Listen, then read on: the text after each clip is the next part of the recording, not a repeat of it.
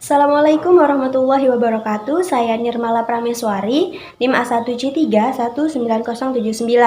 Di sini saya akan menjelaskan mengenai materi, momentum, dan impuls. Di mana yang pertama saya akan menjelaskan mengenai momentum. Dalam ilmu fisika, momentum didefinisikan sebagai besaran yang dimiliki oleh suatu benda yang bergerak. Besarnya momentum akan bergantung kepada massa dan kecepatan benda tersebut. Secara matematis, momentum dapat dituliskan sebagai P sama dengan M kali V, di mana P adalah momentum dengan satuan kilogram meter per sekon. M adalah massa dalam satuan kilogram, dan V adalah kecepatan benda dalam satuan meter per sekon. Berdasarkan rumus tersebut, maka bisa kita ketahui bahwa momentum sebanding dengan kecepatan bendanya. Dengan demikian, arah momentum sama dengan arah kecepatannya. Selain itu, semakin besar kecepatan suatu benda, maka semakin besar pula momentumnya. Kemudian saya memiliki satu contoh. Apabila ada dua buah mobil antara mobil truk dan mobil taksi, yang tentunya mobil taksi ini lebih kecil daripada mobil truk. Mobil tersebut bergerak dengan kecepatan yang sama. Manakah yang akan sulit dihentikan?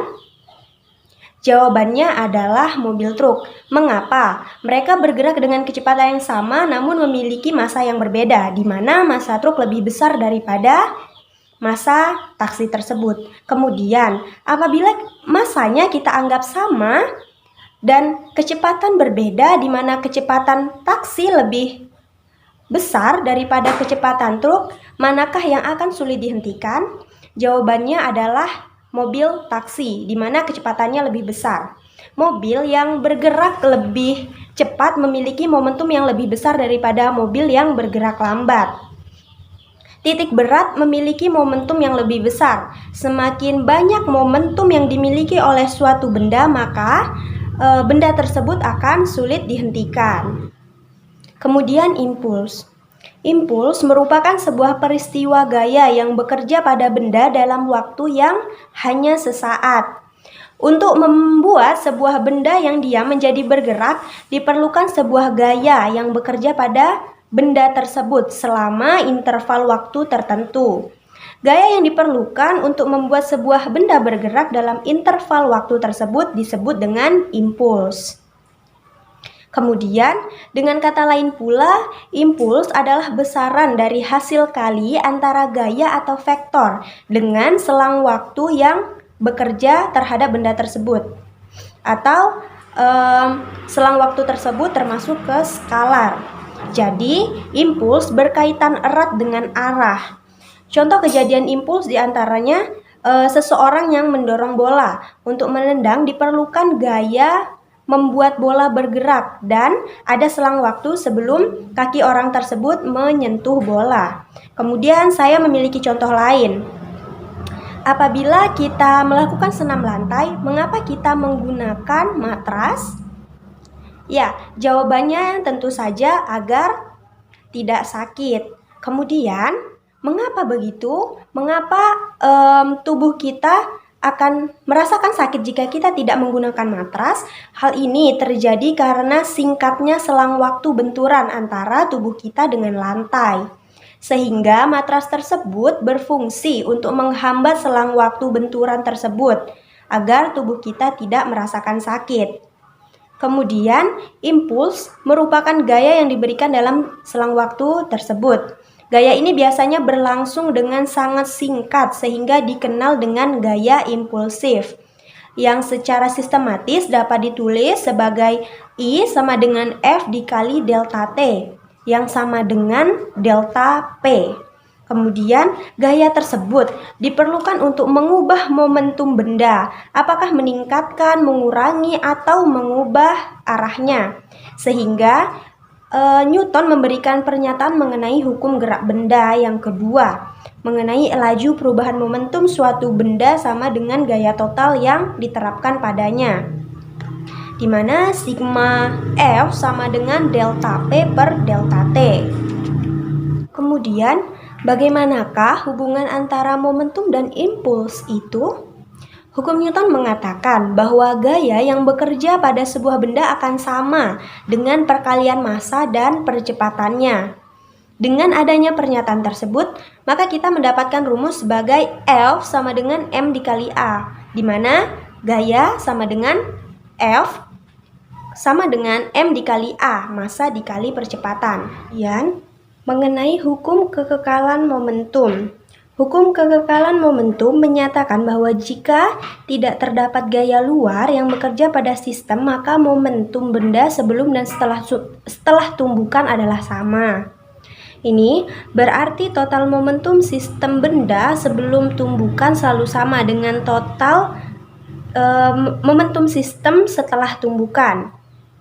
Secara matematis, hukum kekekalan momentum ini dapat dituliskan sebagai M1 kali V1 ditambah M2 kali V2 sama dengan M1 kali V1 aksen atau V1 setelah tumbukan ditambah M2 kali V2 aksen atau V2 setelah tumbukan. Kemudian, apa sih arti tumbukan itu sendiri? Tumbukan adalah peristiwa pertemuan antara dua buah benda yang bergerak. Ketika tumbukan terjadi, maka hukum kekekalan momentum ini berlaku. Tapi, hukum kekekalan energi kinetik tidak selalu berlaku. Kemungkinan sebagian besar energi kinetik berubah menjadi energi panas karena adanya tumbukan tersebut. Tumbukan itu ada 3 macam. Yang pertama ada tumbukan lenting sempurna, di mana dua buah benda bisa dikatakan mengalami tumbukan lenting sempurna jika tidak ada kehilangan energi kinetik saat terjadinya sebuah tumbukan. Energi kinetik saat sebelum dan setelah tumbukan adalah sama. Demikian pula dengan momentum dari sistem tersebut.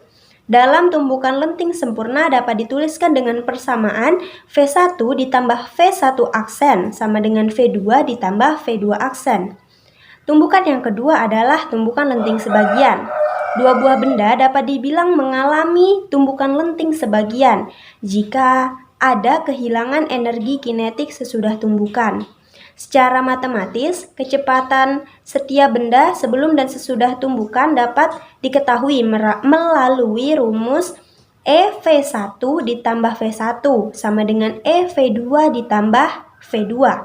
Di mana E adalah koefisien restitusi yang nilainya bergerak di antara 0 atau berkisar antara 0 sampai 1.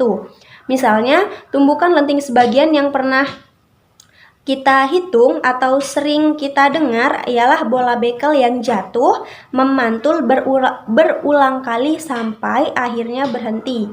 Karena ada nilai restitusi tersebut, maka tinggi pantulan menjadi lebih rendah daripada tinggi permulaannya.